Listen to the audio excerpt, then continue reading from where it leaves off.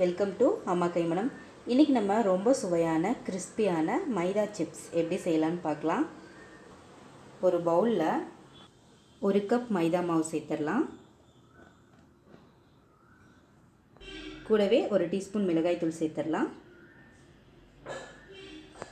1 table spoon ஓமம் சேர்த்துடலாம். கூடவே 2 டேபிள் ஸ்பூன் தயிர் சேர்த்துடலாம். இது கூட தேவையான அளவு உப்பும் சேர்த்துடலாம். 1 டேபிள் ஸ்பூன் நெய் சேர்த்துடலாம். நெய்க்கு பதிலாக நீங்கள் வெண்ணெய் கூட சேர்த்துக்கலாம். இப்போ இது எல்லாத்தையும் நல்லா கலந்து விட்டுடலாம். ஒன்றோட ஒன்று நல்லா மிக்ஸ் ஆகிற மாதிரி கலந்து விட்டுக்கோங்க. தண்ணி சேர்க்குறதுக்கு முன்னாடியே இந்த மாதிரி கலக்கிறப்போ காரம் உப்பு எல்லாமே மாவில் நல்லா பிடிச்சிரும்.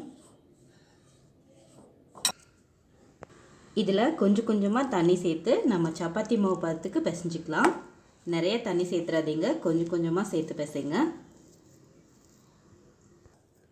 பாருங்கள், மாவு இந்த பதத்தில் இருக்கணும். இப்போ இதில் 1 டீஸ்பூன் ஆயில் சேர்த்துடலாம். சேர்த்துட்டு திருப்பி இதை 1 நிமிஷம் பிசைஞ்சிருங்க.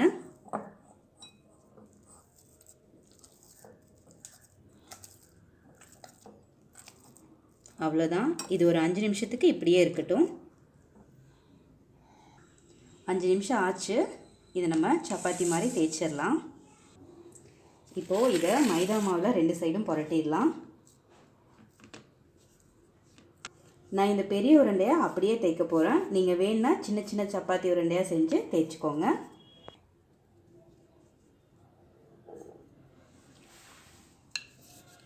இதை நல்லா விரித்து விட்டுருங்க. ரொம்ப திக்காகவும் இருக்கக்கூடாது, ரொம்ப தின்னாகவும் இருக்கக்கூடாது. பாருங்கள், இந்த மாதிரி தேய்ச்சிக்கணும்.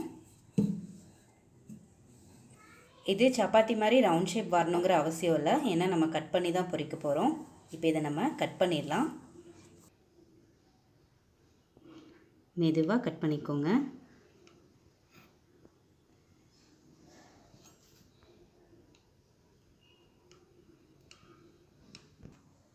பாருங்கள், இந்த மாதிரி டைமண்ட் ஷேப்பில் கட் பண்ணிக்கோங்க. நீங்கள் ஸ்கொயராக கட் பண்ணுற மாதிரி இருந்தாலும் கட் பண்ணிக்கலாம். இப்போது இது எல்லாத்தையும் நம்ம பிளேட்டில் எடுத்து வச்சிடலாம்.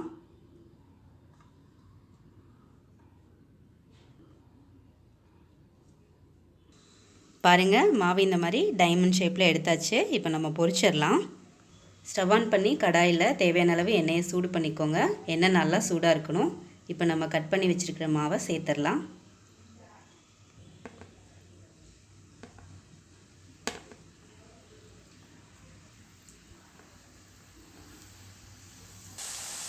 பாருங்கள், இது 2 சைடும் நல்லா வேகணும்.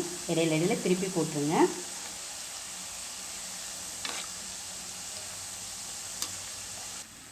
பாருங்கள், 2 சைடும் நல்லா வெந்துருச்சு. இப்போ நம்ம எடுத்துடலாம்.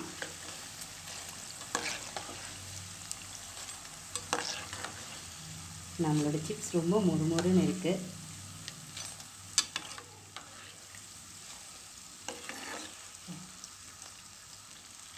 இந்த சிப்ஸை நம்ம டிஷ்யூ இருக்கிற பவுலில் போட்டுடலாம். எக்ஸ்ட்ரா எண்ணெய் எல்லாமே வடியட்டும்.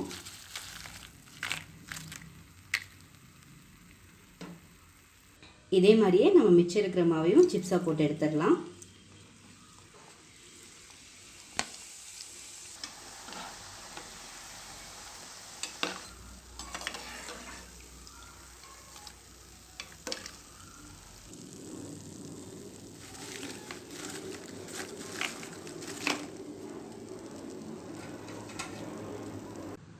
நம்மளோட கிறிஸ்பியான மைதாமா சிப்ஸ் ரொம்ப சூப்பராக தயாராகிடுச்சு.